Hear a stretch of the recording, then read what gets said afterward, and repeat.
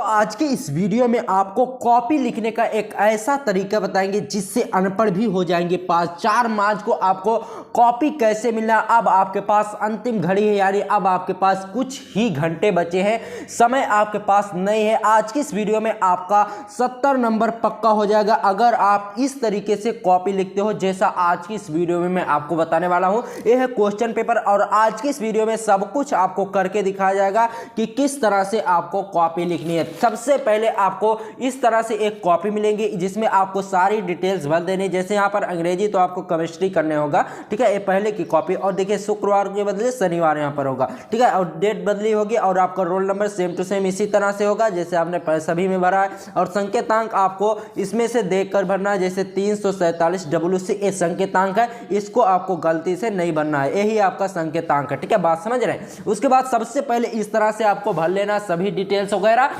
उसके बाद देखिए चलिए आपको बताते हैं कि अब आपको कॉपी कैसे लिखना। आज की इस वीडियो में ना आपको वेरी इंपॉर्टेंट कई सारे क्वेश्चन भी बताएंगे और हैबर विधि द्वारा अमोनिया के निर्माण कैसे होता है इसको बहुत ही सिंपल तरीके से हम समझाने वाले। देखिए सबसे पहले आपको अपनी कॉपी में हाशिया पार लेनी है दोनों तरफ, ठीक है, चाहे आप एक तरफ पारें या दोनों तरफ पारेंगे तो आपको देखने में कॉपी थोड़ा अट्रैक्टिव लगेगी। लेकिन दोस्तों आपको हाशिया वगैरह पार लेना। उसके बाद आपको क्वेश्चन पेपर को उठाना। देखिए इसमें क्या होता है ना, 15 मिनट क्वेश्चन पेपर को पढ़ने के लिए होता है, लेकिन मैं जानता हूं कि आप 15 मिनट कभी नहीं पढ़ेंगे, लेकिन अगर आपको कुछ भी नहीं आता तो कम से कम 10 मिनट आपको इसमें पढ़ना है। देखिए आपको 10 मिनट इसको पढ़ना है कि इसमें कौन कौन से ऐसे क्वेश्चन, दोस्तों एक ना एक क्वेश्चन इसमें से जरूर होगा जिसके बारे में आप जानते ही होंगे। जैसे यहाँ पर है निम्नलिखित पर संक्षिप्त टिप्पणी लिखिए, एक नंबर के क्वेश्चन है। जैसे यहाँ पर आपको दिया गया वैद्युत कण संचलन क्या होता है, टिंडल प्रभाव, अपवहन, ब्राउनी गति, यानी इन सब के बारे में आप क्या जानते हैं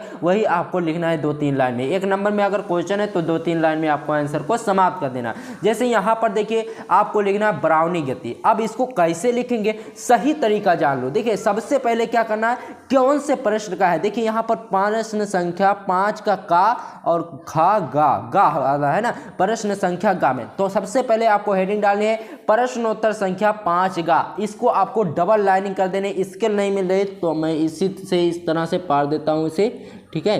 जैसे देखिए यहाँ पर एक लाइनिंग हो गई, फिर एक लाइनिंग यहाँ पर टेढ़ा हो जा रहा है इससे, ठीक है। इस तरह से आपको डबल लाइनिंग पा दे जिससे देखने में ये थोड़ा अट्रैक्टिव लगेगा।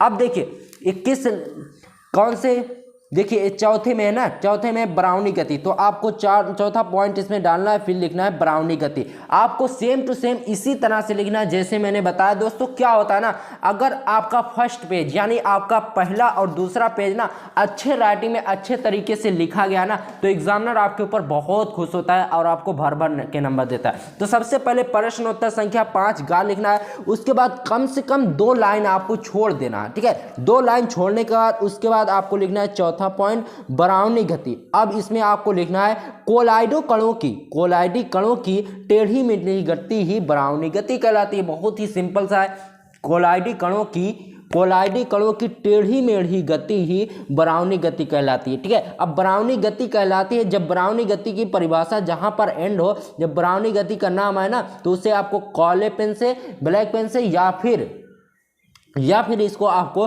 डबल इन्वर्टेड कामा में कर देना है जैसे हमने लिखा। इस तरह से अगर आप लिखते हो ना तो आपकी परिभाषा में थोड़ी बहुत मिस्टेक है ना, फिर भी एग्जामिनर आपको फुल नंबर देगा। 1 नंबर का क्वेश्चन 1 नंबर तुरंत आपको मिल जाएगा। उसके बाद अगला क्वेश्चन लिखने के लिए जैसे मान लीजिए ना, बहुत से स्टूडेंट क्या करते हैं ना, जैसे 5वें का गा लिखेंगे तो सारी चीजें लाइनिंग से करते रहते हैं। जैसे आपको पहले ब्राउनी गति आ रहा तो ब्राउनी गति लिखिए, उसके बाद आपको टिंडल प्रभाव आ रहा तो टिंडल प्रभाव लिखिए। तो सबसे पहले उसके बाद आपको देखिए कम से कम 3 से 4-5 लाइन आपको छोड़ देनी है ताकि आपकी कॉपी भी भरी देखे और देखने में एग्जामिनर को पढ़ने में भी दिक्कत ना हो। तो प्रश्नोत्तर संख्या 5 गा डालना है। उसके बाद इसको भी डबल लाइनिंग में इस तरह से तरीके से आपको कर देना है जैसे ऊपर वाली हमने की है, ठीक है। इस तरीके से आपको डबल लाइनिंग कर देनी है। उसके बाद देखिए, उसके बाद आपको क्या करना है, टिंडल प्रभाव हेडिंग डालनी है, ठीक है, टिंडल इफेक्ट जिसे कहते हैं। चौथा पॉइंट, इसमें कौन सा पॉइंट है दोस्तों, इसमें है दूसरा पॉइंट। यहाँ पर मिस्टेक हो गई,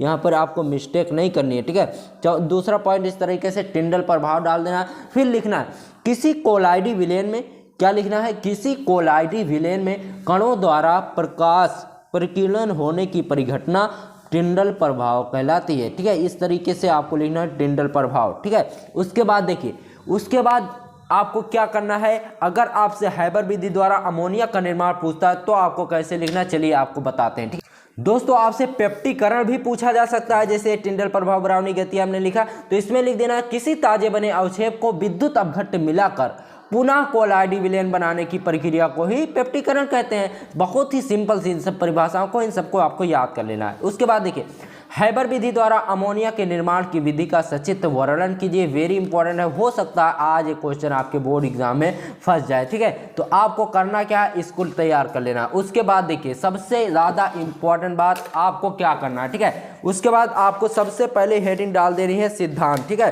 सिद्धांत आपको हेडिंग डालनी है, उसके बाद इसमें लिखना है। ठीक है, उसके बाद इसमें क्या लिखना है, सिद्धांत सबसे पहले हेडिंग डालनी है। सबसे पहले देखिए, अगर आपके क्वेश्चन में पूछा जाता है हैबर विधि द्वारा अमोनिया के निर्माण की विधि का सचित्र वर्णन कीजिए, तो सबसे पहले आपको लिखना है हैबर विधि द्वारा अमोनिया का निर्माण, इसको आपको सेंटर में लिख देना है। ठीक है, फिर आपको साइड में हेडिंग डालना है सिद्धांत, एक दो लाइन छोड़ कर, ऐसा नहीं कि सटा सटा कर आप लिखेंगे तो आपका दिखने में बहुत ही खराब दिखेगा।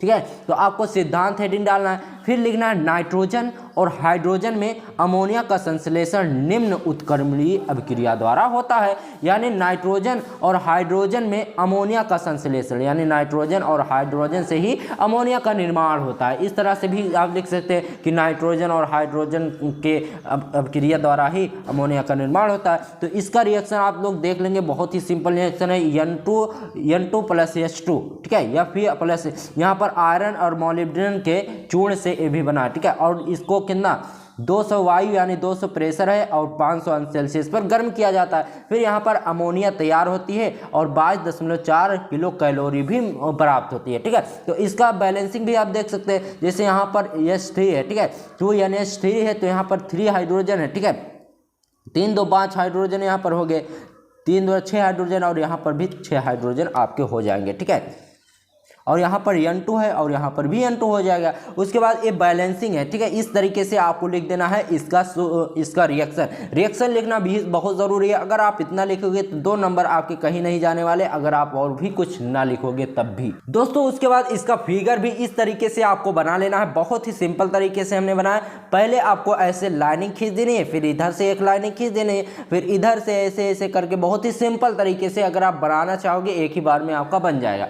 अब देखिए, इसका नाम भी जैसे उत्प्रेरक कक्ष हो गया, फिर ये जो है कंप्रेसर पंप, फिर यहाँ से N2 और H2 की गैस को प्रवाहित किया जाता है, फिर यहाँ से यहाँ जाती है, फिर यहाँ से यहाँ तक, फिर यहाँ से यहाँ कर, फिर यहाँ पर क्या हो जाती है, अमोनिया प्राप्त हो जाती है। क्या हो जाती है, अमोनिया द्रवित हो जाती है। और लोहे और मोलिब्डेनम का चूड़ कहाँ पर है, इसमें चूड़ है। ठीक है, अब देखिए इस विधि में क्या क्या किया गया ये आपको बताते हैं। देखिए, इस विधि में वायुमंडल से प्राप्त नाइट्रोजन गैस N2 और भाप अंगार से प्राप्त हाइड्रोजन गैस H2 को 1.3 अनुपात में लेकर 500 अंश सेल्सियस ताप वायुदाब पर 500 अंश सेल्सियस ताप तथा 200 वायुदाब पर एक कक्ष में प्रवाहित किया जाता है। यानी N2 और H2 को एक ही कक्ष में प्रवाहित किया जाता है। और उत्प्रेरक कक्ष से निकली गैसों में, उत्प्रेरक कक्ष से जो निकली गैस है ना, उसमें 15 से 20% अमोनिया तथा डाई नाइट्रोजन तथा डाई हाइड्रोजन भी होती है। जैसे यहाँ पर एक अमोनिया आई ना, तो यहाँ पर क्या है 15 से 20% ही अमोनिया आई और उसमें डाई नाइट्रोजन और डाई हाइड्रोजन भी थे। फिर इन गैस को संघनन पाइप से गुजारते हैं, फिर इन गैस को क्या करते हैं, इस संघनन पाइप से हम गुजारते हैं, और जिससे जहाँ अमोनिया गैस द्रवित हो जाती है और परंतु डाई नाइट्रोजन और एवं डाई हाइड्रोजन द्रवित नहीं होते, इनको पुनः संचरित कर देते। यानी अमोनिया को हम यहाँ से प्राप्त कर लेते हैं और ये डाई हाइड्रोजन और डाई नाइट्रोजन यानी गल कर द्रवित नहीं होते, तो इसलिए हम फिर से इन्हें परिचलन पंप में भेज देते हैं ताकि ये गल जाए। ठीक है, उसके बाद तो उसके बाद अमोनिया का गुणधर्म आपको लिख देना है। ठीक है, जैसे देख लिए, पहला इसका गुण है जब अमोनिया अधिक और Cl2 की कम मात्रा होती है तो N2 गैस बनती है। यानी जब अमोनिया ज़्यादा होती है और Cl2 जो होती है वह कम होती है, यानी क्लोरीन कम होती है, तो क्या बनता है, तो N2 गैस बनती है। ठीक है, जैसे यहाँ पर देखिए NH3 पर Cl2 + N2 गैस यहाँ पर बनी और NH4Cl यानी सोडियम क्लोराइड भी बनती है। उसके बाद देखिए, जब अमोनिया की कम मात्रा और Cl2 की अधिक मात्रा होती है तो नाइट्रोजन ट्राइक्लोराइड एक विस्फोटक उत्पाद बनता है। जैसे यहाँ पर Cl2 ज़्यादा है और NH3 कम है। ठीक है, तब क्या होगा, तब यहाँ पर होगा ना NaCl3 बनेगा, ठीक है। NaCl3 यानी नाइट्रोजन ट्राइक्लोराइड बनेगा, जो कि एक विस्फोटक पदार्थ है। तो इस तरह से हो गया अमोनिया का, जो अमोनिया का हैबर विधि द्वारा प्रक्रम था, इस तरीके से आपको लिखना है। इस तरीके से अगर आप लिखोगे ना तो 5 में 5 नंबर आपको बिल्कुल आराम से मिलने वाले, और बहुत ही सिंपल भाषा में हमने इसको बताया। तो उम्मीद करते हैं आपको ये वीडियो पसंद आई होगी। और अगर आपको वीडियो चाहिए ना कि बिना पढ़े और बिना याद किए केमिस्ट्री की कॉपी कैसे लिखी, केमिस्ट्री में पास होने की ट्रिक, उसकी भी अभी हम वीडियो लाने वाले हैं। इस वीडियो में आपको कमेंट करके बताना है, ठीक है। चलिए मिलते हैं आपसे किसी और वीडियो में, तब तक के लिए गुड बाय। और आखिरी पेपर है ना, इसमें आप आराम से जाइए और अपना बेस्ट देकर आइए। Best of luck.